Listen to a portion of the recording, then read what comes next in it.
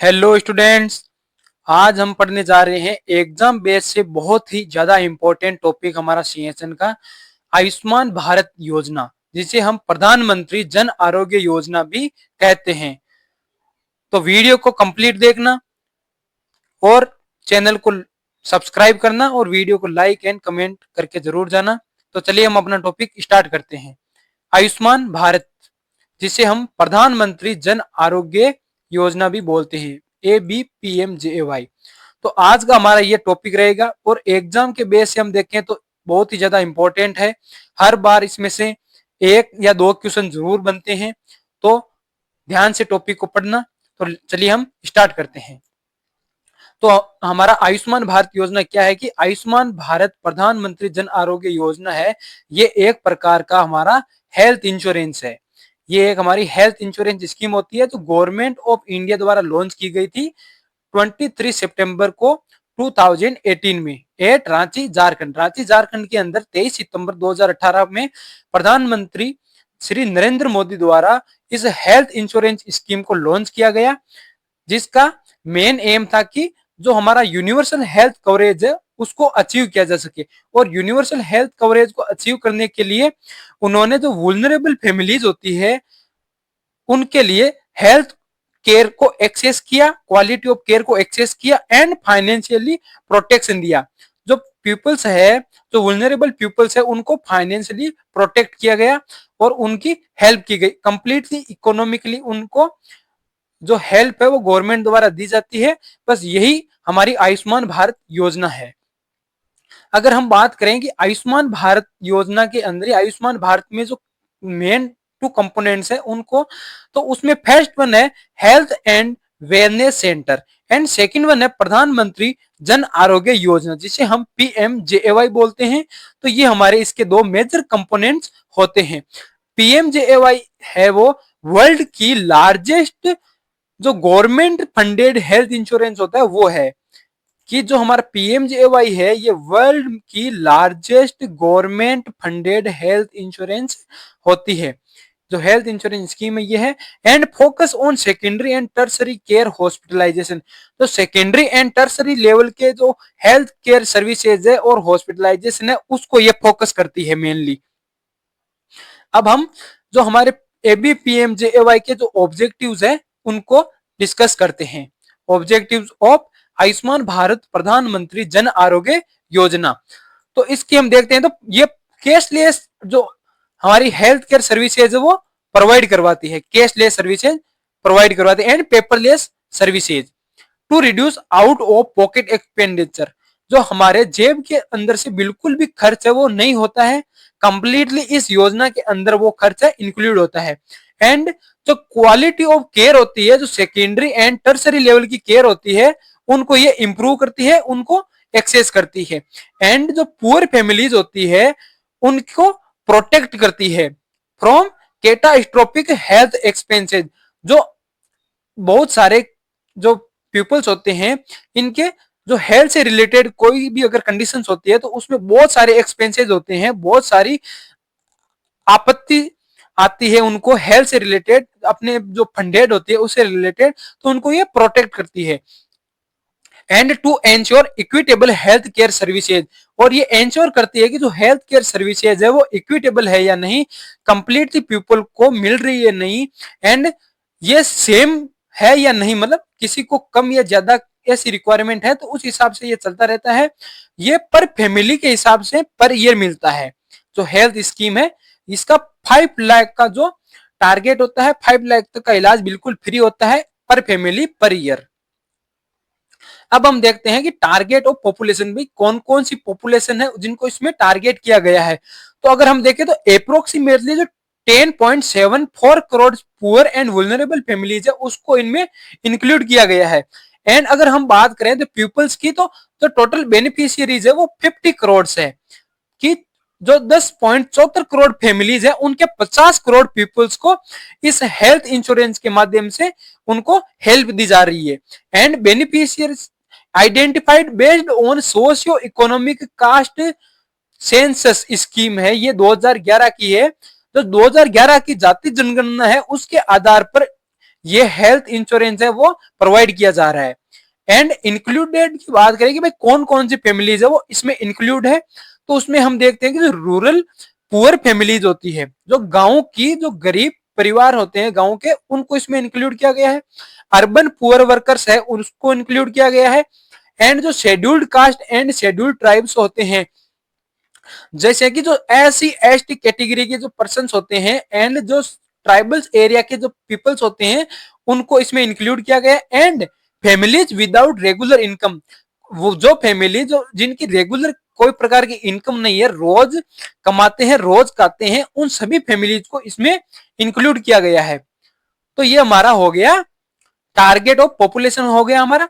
अब हम बात करते हैं कि इलिजिबल क्राइटेरिया क्या है इस स्कीम का, कि आयुष्मान भारत आरोग्य योजना का हमें लाभ लेने के लिए किस प्रकार की इलिजिबिलिटी हमें जरूरी है।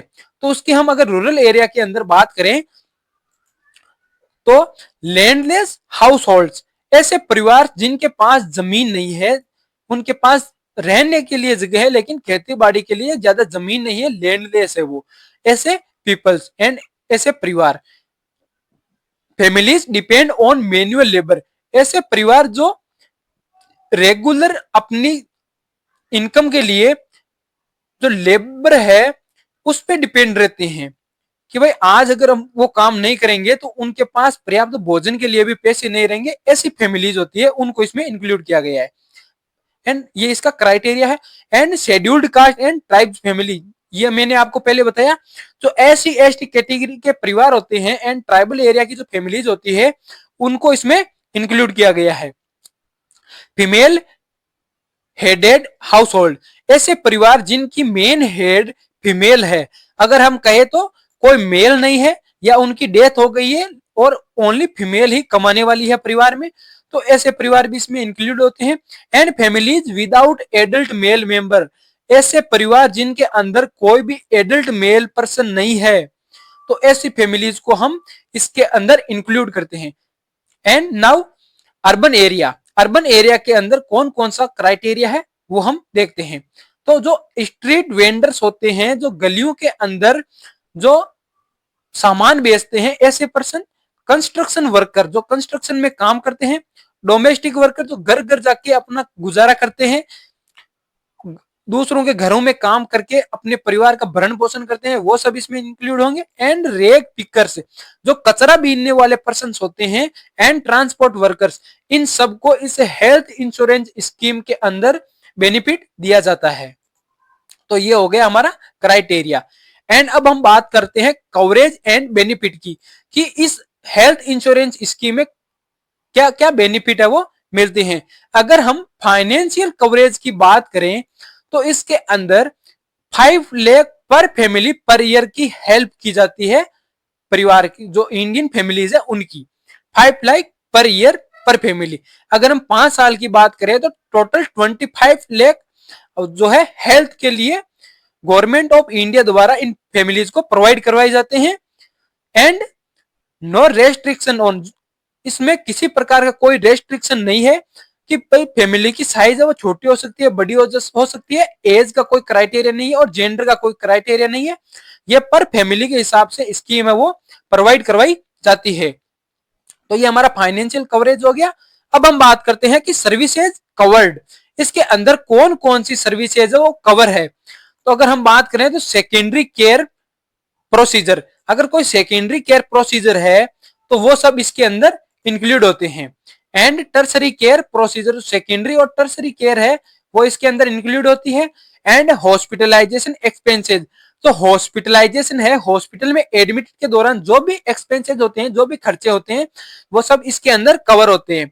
And pre hospitalisation and post hospitalisation expenses, hospital में एडमिट होने से कुछ दिन पहले और कुछ दिन बाद के जो भी खर्चे हैं वो इसमें इंक्लूड होते हैं। एंड डे केयर प्रोसीजर, अगर वहां पर हॉस्पिटल के अंदर जो भी प्रोसीजर है, जो भी केयर प्रोवाइड की जा रही है, तो वो सारा खर्चा इसी सर्विस के अंदर है वो इंक्लूड होता है हमारा।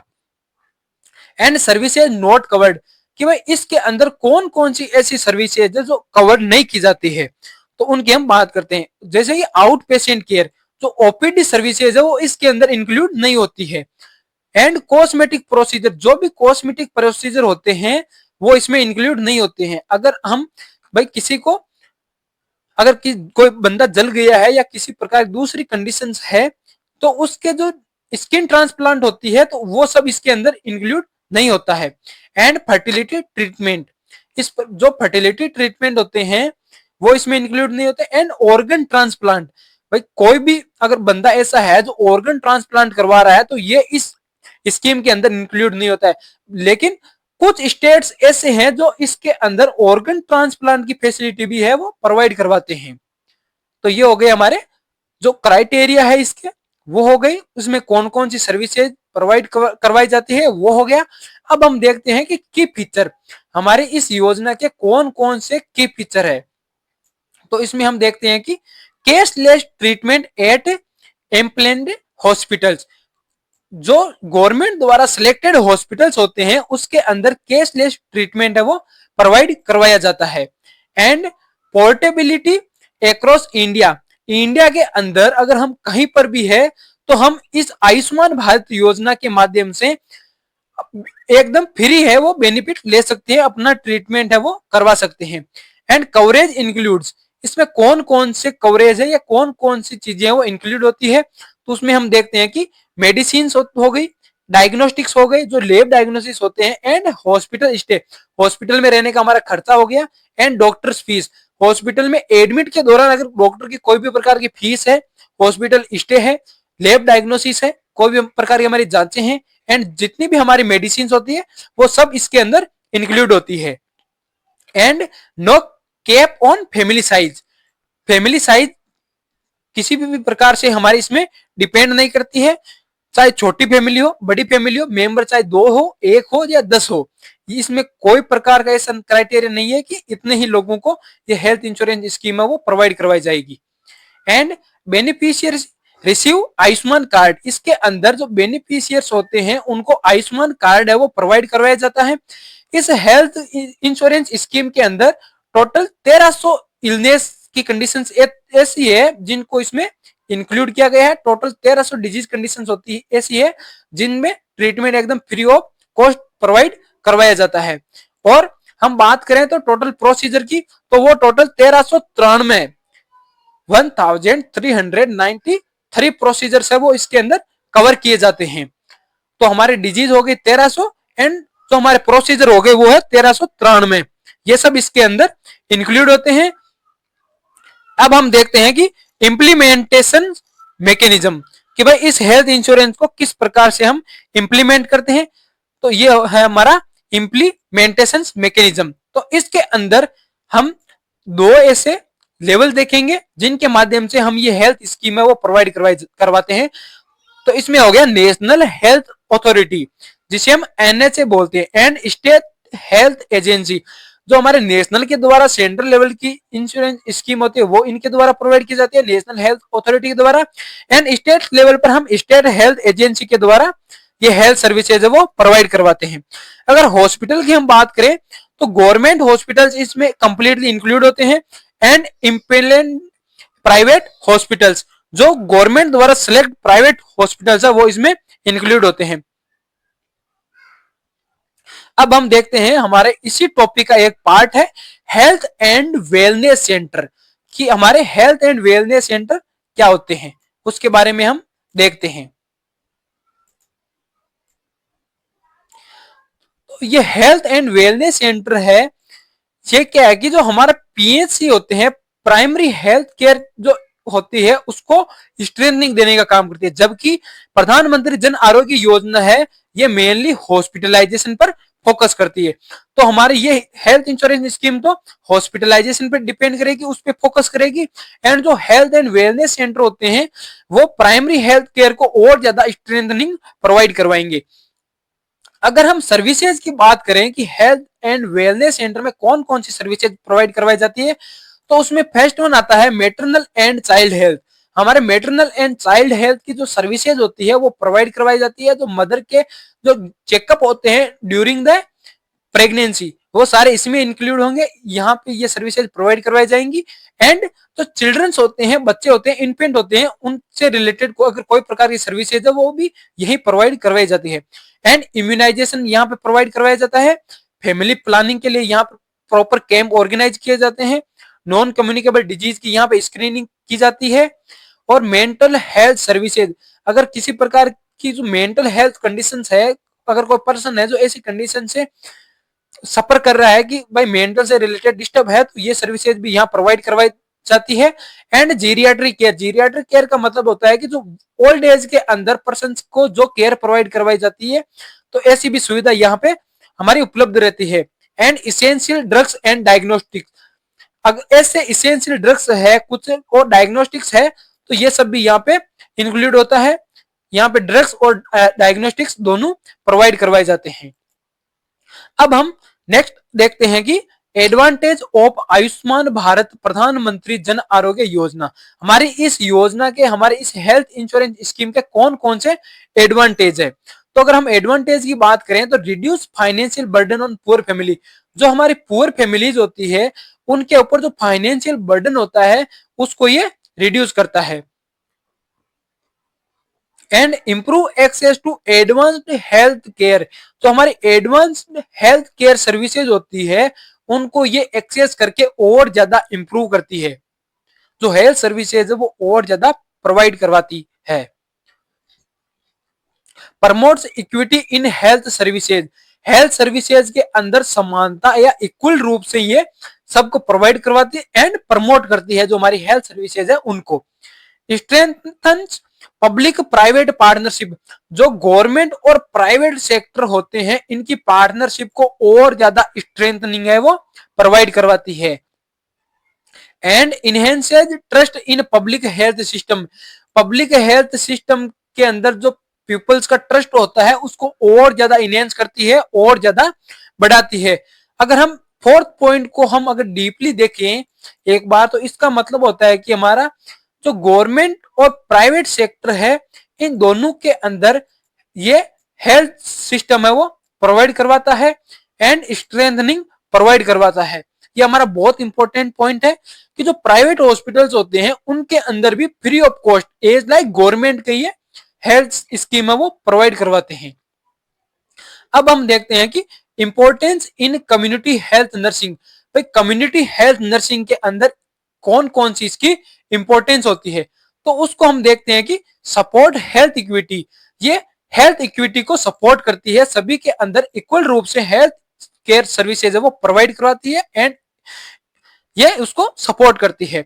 And reduces health related poverty, अगर हेल्थ से रिलेटेड अगर पीपल्स में किसी प्रकार की पुअर्टी है तो उसको रिड्यूस करती है, उनको बेनिफिट है वो गवर्नमेंट द्वारा प्रोवाइड किए जाते हैं, फाइनेंशियल सपोर्ट किया जाता है। And complements primary health care services, जो हेल्थ केयर सर्विसेज है, प्राइमरी हेल्थ केयर सर्विसेज है, उनको और ज्यादा इनहेंस किया जाता है और उनको स्ट्रेंथनिंग प्रोवाइड की जाती है।